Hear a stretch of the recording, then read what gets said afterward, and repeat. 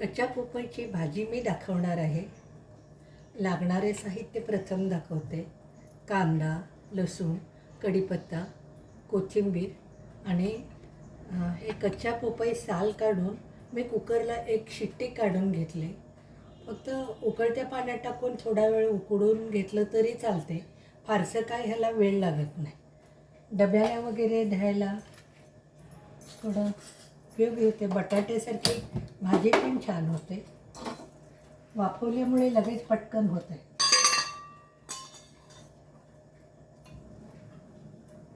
तेल,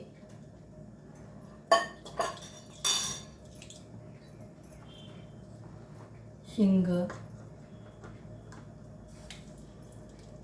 जिरे, मोहरी. मी थंडीचे दिवस असल्यामुळे तीळ पण घातले. मी तीळ, जिरे,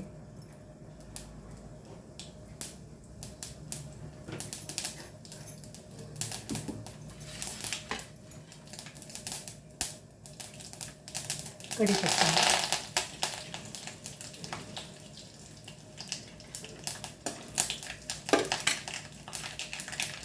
कांदा,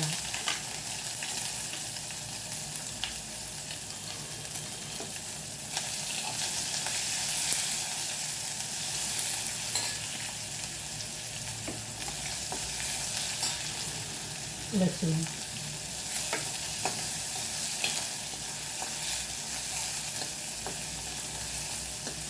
कच्ची पोपई आमच्याकडे झाड असल्यामुळे केळीच्या घड पडले, केळी लागणार आहे, पोपई लागणार आहे. कच्चे पोपईची भाजी मी एकदा करून बघितलं होतं. त्याचा आलं, लसूण, टोमॅटो वगैरे ते फार मसाले न वापरता माझा स्वयंपाक असतो. तुम्हाला आवडलं तर तुम्ही घालू शकता. टोमॅटोची पेस्ट, आलं लसूण पेस्ट, जेवढे अवेलेबल आहेत ना तेवढ्याच पदार्थातनं मला करायची सवय आहे. त्यामुळे मी शक्यतो तसंच दाखवते. जिरे धने पावडर, लाल मिरची पावडर, थोडं लसूण कांदा चटणी आहे घरात म्हणून सगळ्याला मी वापरत नाही. ते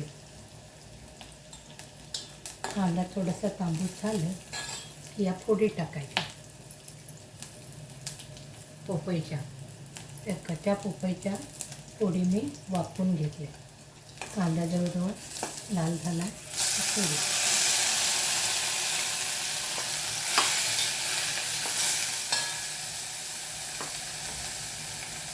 थोडीशी हळद. तुम्हाला कुठला पाहिजे तो मसाला तुम्ही वापरू शकता. लाल मिरची पावडर, थोडंसं धण्या जिऱ्याची पावडर आहे, मीठ. हाताने घालायची सवय, अंदाज आहे मला. बाकी मी साखर, गूळ, टोमॅटो या कुठल्याच गोष्टी मी टाकत नाही आणि टाकणारही नाही. असेल खोबरं तर तुम्ही वाटण वगैरे करू शकता.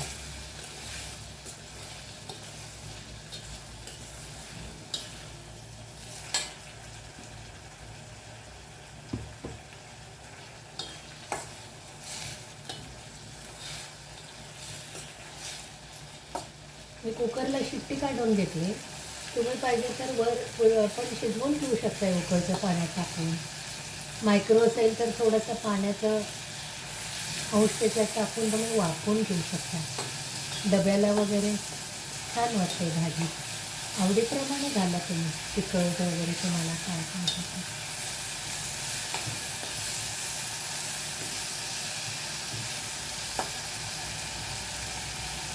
एरून कोथिंबीर. याच्यात बी असतात. तर बीची चटणी किंवा आणखीन काहीतरी उद्या एखादा पदार्थ टाकेल. हा कच्चा पोपई किसून तुम्ही पराठा, थालीपीठ वगैरे करू शकता.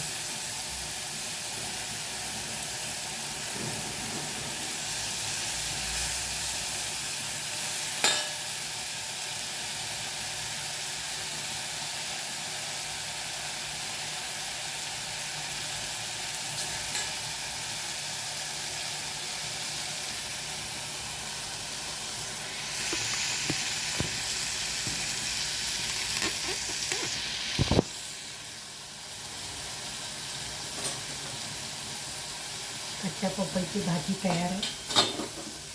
मला जमेल तसं मी दाखवली. हे पहा, भाजी छान असेल.